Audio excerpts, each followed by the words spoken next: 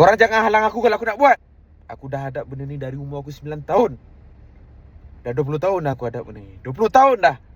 Aku tak kira, tak tahan dah. Aku nak buat juga. Kau dah fikir pasal masak ke kah? Ha? Tapi kau kena ingat, apa yang kau nak buat ni efek dekat kita orang juga tau. Aku boleh buat apa? Apa lagi aku boleh buat? Aku dah tak tahan lah.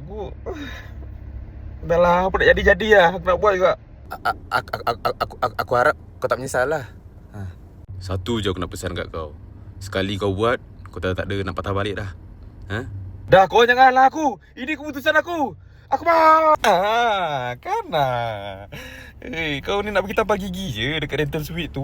Kau punya beria ni macam nak buat tattoo pula.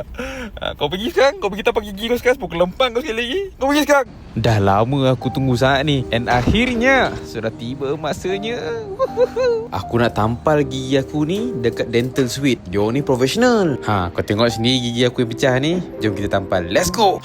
Inilah proses dia nak mengelokkan balik gigi aku. Gigi aku ni rare sikit. Taring dekat depan.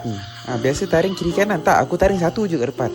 Tu bahaya tu. Tapi dengan kepakaran dentist dekat dental suite ni, semua boleh settle. Harga pun murah. Tengah promo sekarang ni. Promo Glow Up Raya sampai 30 April tau. Kau pergi check out dah sendiri. Ini baru gigi. Sebelum ni nak senyum pun malu insecure. Alhamdulillah. Thank you dental suite. Alhamdulillah guys. Gigi aku dah penuh. Setelah 20 tahun. Betul lah Badri. Efek dekat kita jugalah. Lah. Kan aku dah cakap lah.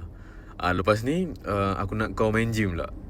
Kan aku dah penat lah. Orang kata aku ni muka je sadar, badan kurus. Kau pergi main gym lah. Efek kat kita semua. Kau ni so on.